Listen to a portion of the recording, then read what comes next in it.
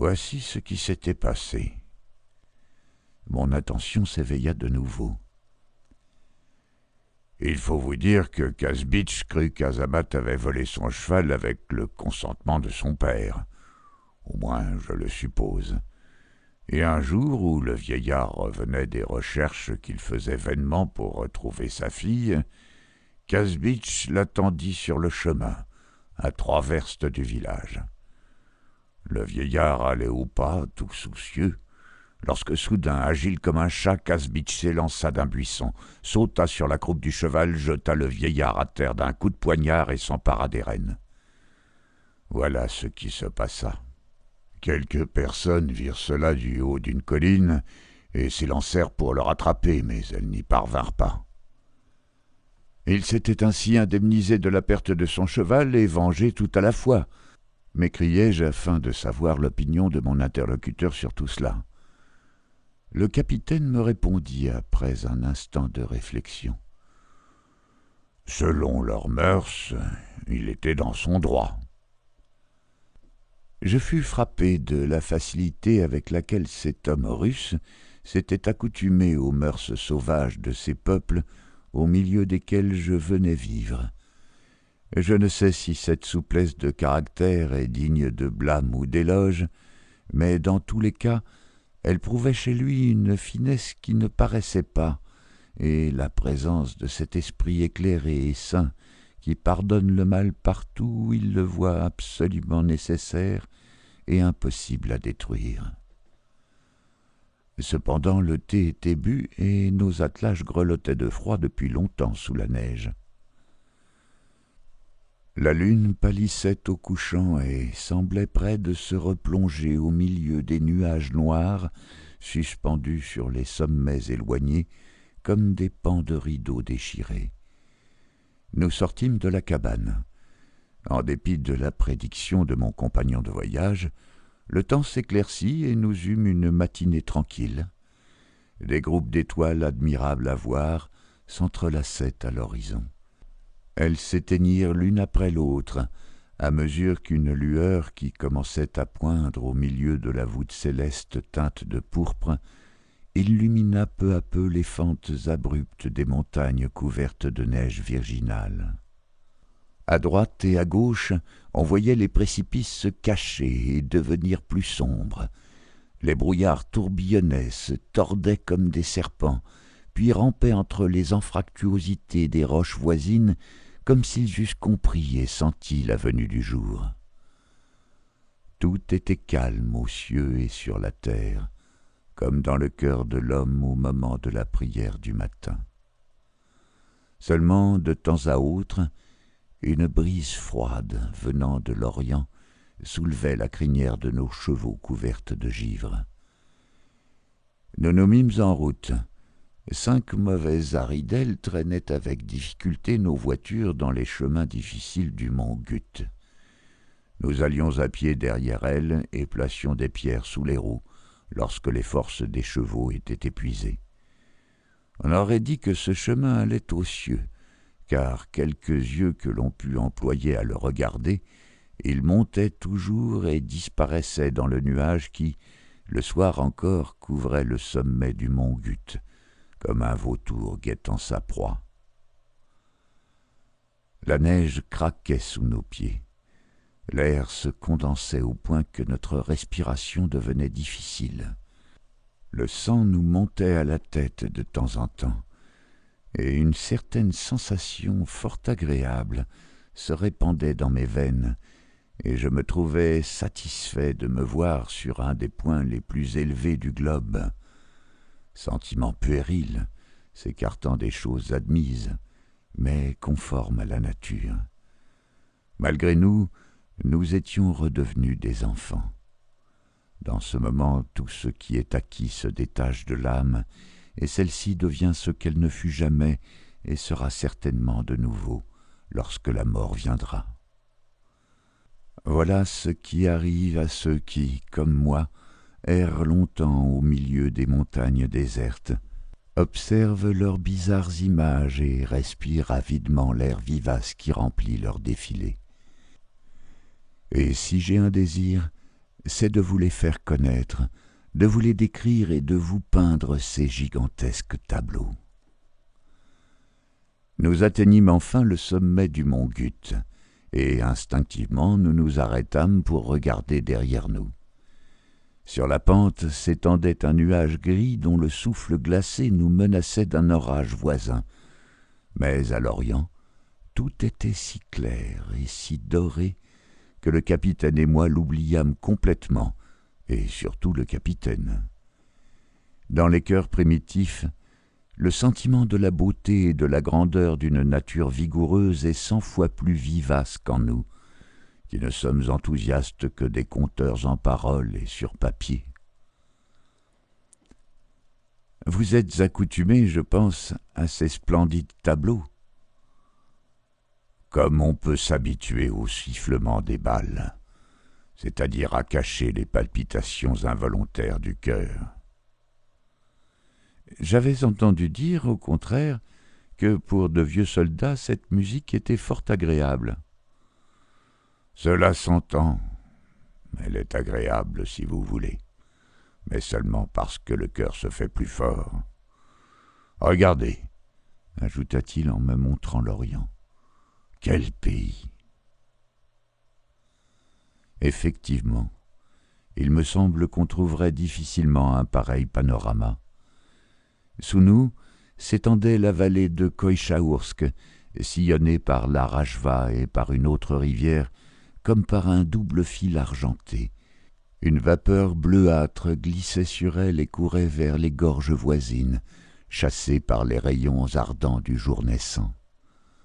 À droite et à gauche, les crêtes des montagnes, d'inégale hauteur, ou bien coupées en deux, s'étendaient sous un manteau de neige et un rideau d'arbres. De loin, ces mêmes montagnes paraissaient être deux rochers parfaitement ressemblants l'un à l'autre, et tous deux, éclairés par les reflets brillants de la neige, si gaiement et si chaudement, qu'il semblait qu'on aurait pu s'arrêter là et y vivre toujours.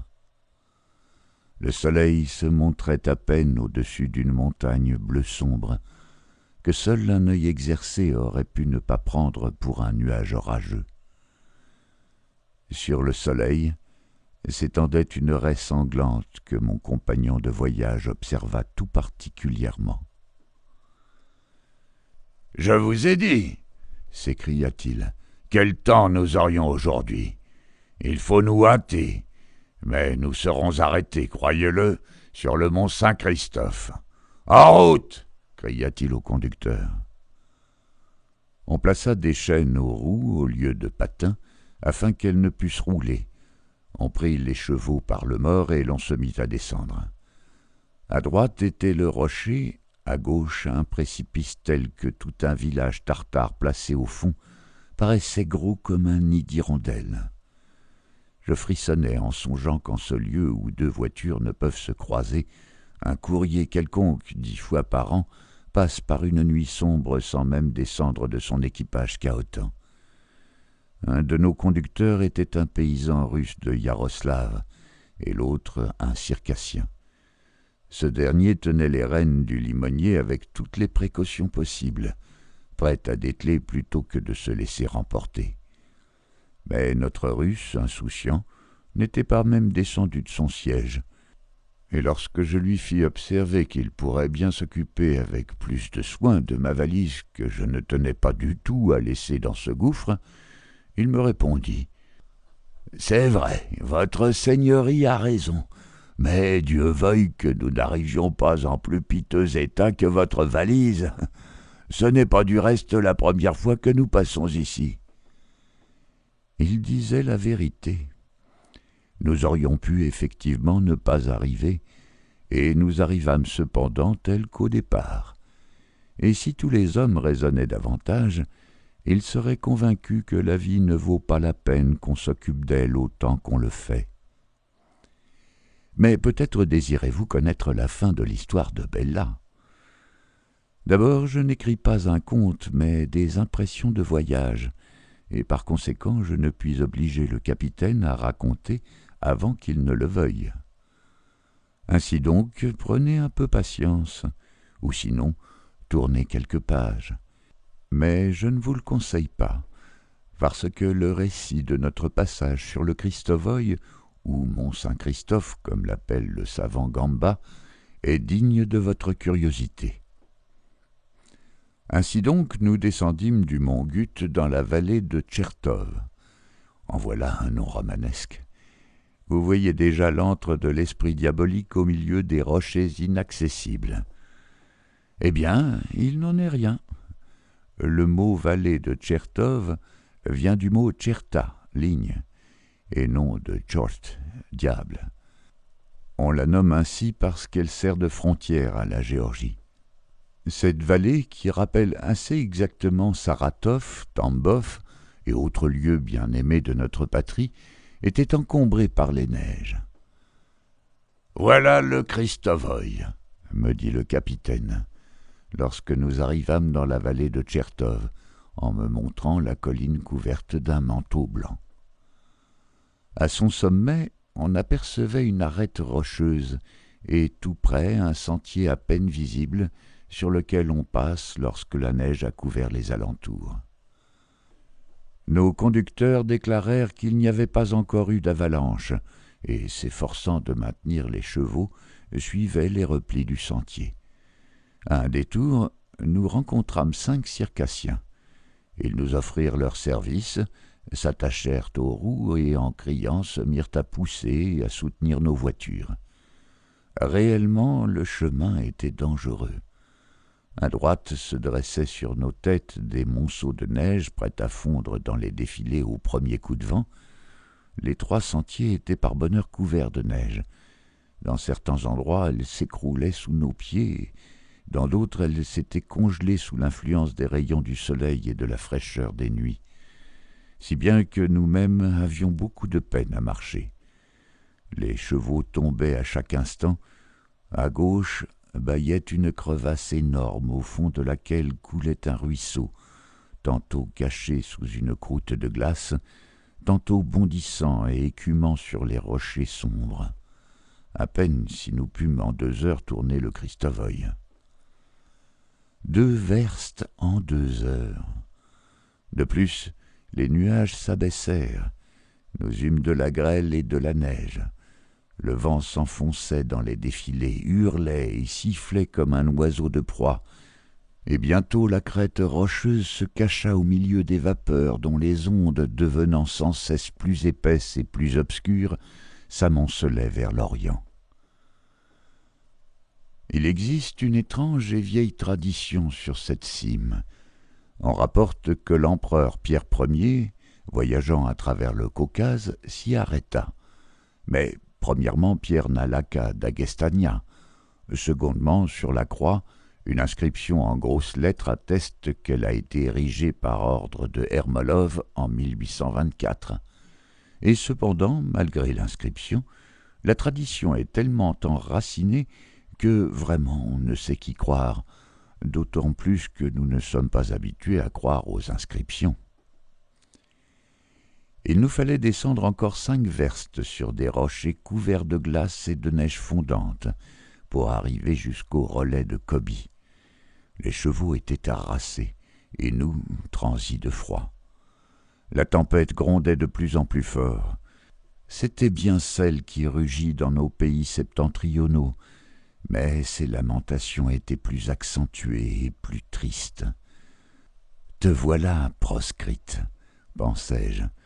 Tu pleures sans doute tes immenses et planes steppes, où tes froides ailes peuvent s'étendre à leur aise, tandis qu'ici, trop serré, tu étouffes comme un aigle prisonnier qui ronge en criant les barreaux de fer de sa cage. « Voilà qui va mal, » dit le capitaine. « Regardez, autour de nous, on ne voit plus que l'obscurité et la neige. Songez donc, si nous allions tomber dans un précipice ou nous enfoncer dans un trou comme il est arrivé à Baïdar, nous n'en sortirions pas. Ah, je la connais, cette Asie. Quels habitants, quelles montagnes, quels torrents, c'est inhabitable. » Nos postillons se mirent en criant à tirer et à frapper les chevaux, Ceux-ci hennissaient, se campaient et ne voulaient pour rien au monde faire un pas, malgré l'invitation éloquente des coups de fouet. « Votre Seigneurie, dit enfin l'un des postillons, peut être certaine que nous ne pourrons arriver à Kobe maintenant, mais voulez-vous tourner à gauche, tandis que c'est encore possible? Là-bas, au loin, sur le coteau, ne voyez-vous pas quelque chose de noir? C'est sûrement une cabane où les voyageurs s'arrêtent toujours un moment. Ces hommes disent qu'ils vous y conduiront, si vous voulez leur donner un pourboire, ajouta-t-il en montrant les circassiens. « Je le sais, mon cher, je le sais, il n'est pas besoin que tu me le dises, répondit le capitaine.